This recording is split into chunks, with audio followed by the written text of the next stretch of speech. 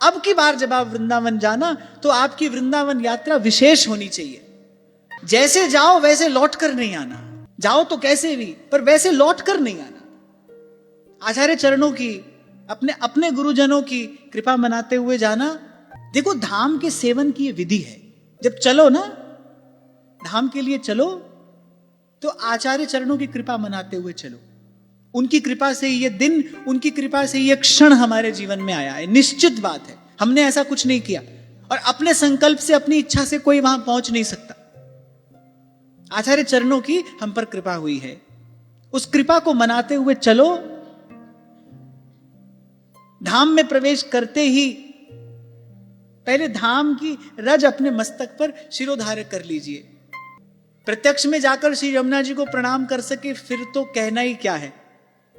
श्री राधा वल्लभ जी का, श्री बिहारी जी का, श्री राधा रमण जी का दर्शन करने से पहले आप श्री यमुना जी को जाकर प्रत्यक्ष में प्रणाम कर सकें फिर तो कहना ही क्या है। अन्यथा भावना से श्री यमुना जी को प्रणाम करके फिर ही श्री जी के सन्मुख जाना चाहिए।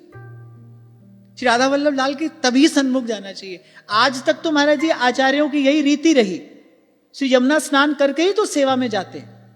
और अनेक महापुरुष तो हमने ऐसे भी देखे जिनकी श्री यमुना जी में इष्ट भावना थी, उन्होंने कभी यमुना जी में चरण नहीं रखा, दूर से प्रणाम करते थे, आचमन करते थे। यमुना जी में अनन्य निष्ठा।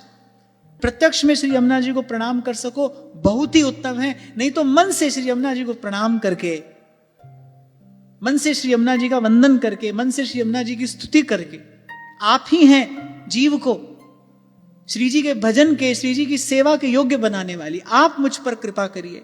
आपकी कृपा से, आपके तट का ये कुछ काल के लिए मुझे आश्रय मिला है। मुझे ऐसी बुद्धि, ऐसा विमल विवेक, ऐसी श्रद्धा, ऐसी भावना आप प्रसाद स्वरूप प्रदान करें, इस अवसर का मैं पूर्ण रूपेण सदुपयोग कर पाऊं। और फिर श्री राधा वल्लभ का, श्री कुंज बिहारी का, श्री राधा रमण लाल का दर्शन करके इस भाव को सदा जागृत रखना है अपने भीतर।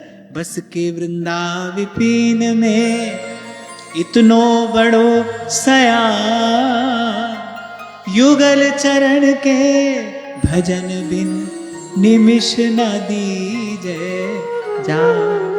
थोड़ी देर के लिए घर संसार एक और रखकर, भाई थोड़ी देर के लिए वृंदावन आए हैं, उतनी देर के लिए तो श्वास श्वास से नाम सुमिरिए।